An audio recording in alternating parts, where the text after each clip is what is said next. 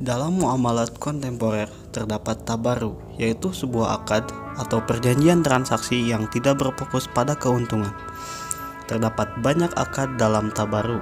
Di sini kita akan berfokus pada akad kafalah, hawalah, dan rahan. Kafalah menurut bahasa berarti aldoman atau jaminan, hamalah atau beban, dan za'mah atau tanggungan.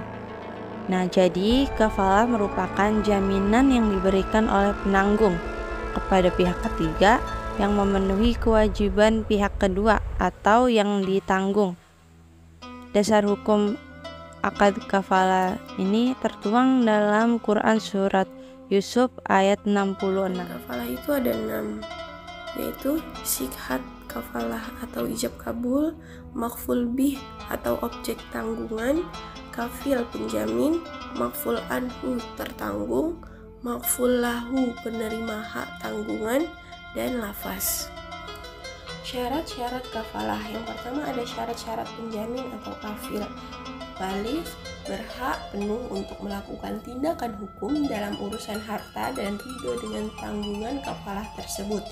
Yang kedua ada syarat-syarat orang yang terutang atau makful anhu, sanggup untuk menyerahkan tanggungannya ada kalanya dengan dirinya atau penggantinya. Yang terutang adalah orang yang dikenal oleh penjamin. Yang ketiga ada syarat-syarat orang yang berpiutang atau makful lahu, diketahui identitasnya, orang yang berpiutang hadir di tempat akad, berakal sehat, makful lahu mempunyai hak kepada makful anhu. Yang keempat ada syarat-syarat barang yang akan dijadikan barang jaminan atau makful bin, merupakan tanggungan pihak atau orang yang berutang, baik berupa uang, benda maupun pekerjaan. Bisa dilaksanakan oleh penjamin.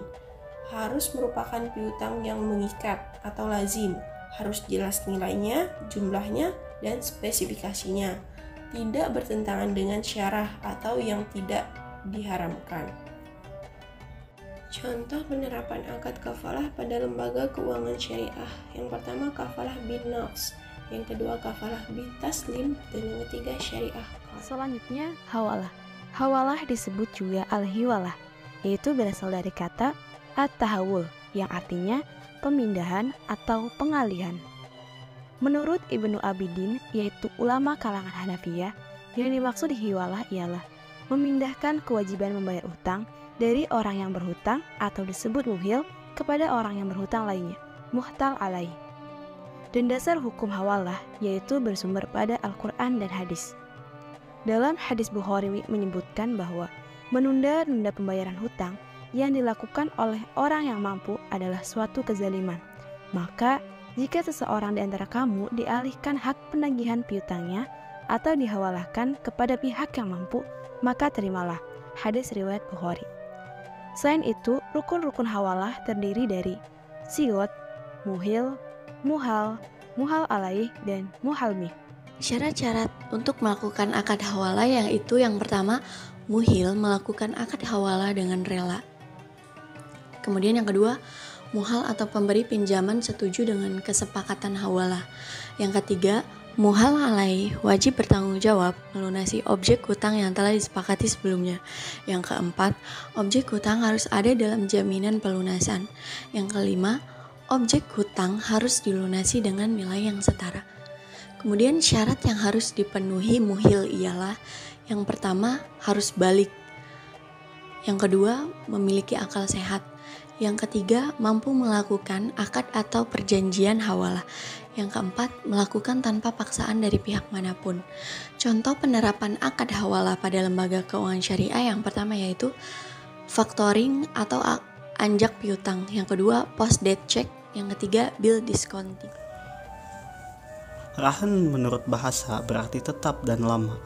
Sedangkan menurut istilah, yang dimaksud dengan rahan adalah menjadikan suatu barang yang mempunyai nilai harta dalam pandangan syara sebagai jaminan ulang, yang memungkinkan untuk mengambil seluruh atau sebagian utang dari barang tersebut.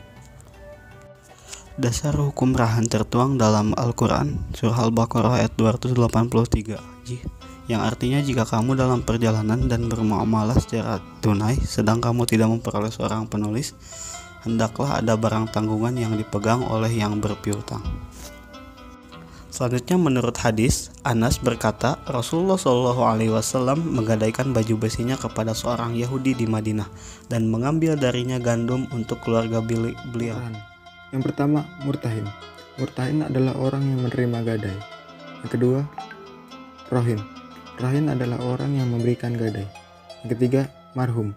Marhum atau rahan adalah harta yang digadaikan untuk menjamin hutang. Yang keempat, marhumbi. Marhumbi adalah hutang.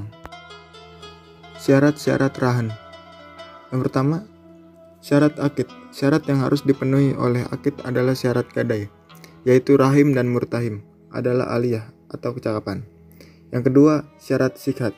Menurut Hanafiyah, sikhat gadai tidak boleh diuntungkan dengan syarat dan tidak disadarkan kepada masa yang akan datang. Yang ketiga, syarat marhum. Dan yang terakhir, syarat marhumbi. Aplikasi rahan pada lembaga keuangan syariah atau LKS. Yang pertama, sebagai produk pelengkap. Rahan dipakai sebagai produk pelengkap, artinya sebagai akad tambahan atau jaminan terhadap produk lain seperti pembiayaan bayi al-murabahah.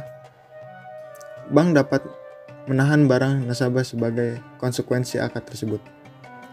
Yang kedua, sebagai produk tersendiri.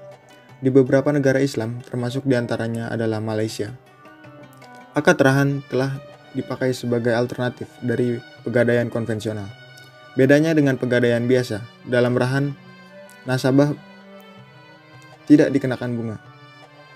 Yang dipungut dari nasabah adalah biaya penitipan, biaya pemeliharaan, penjagaan, serta penaksiran.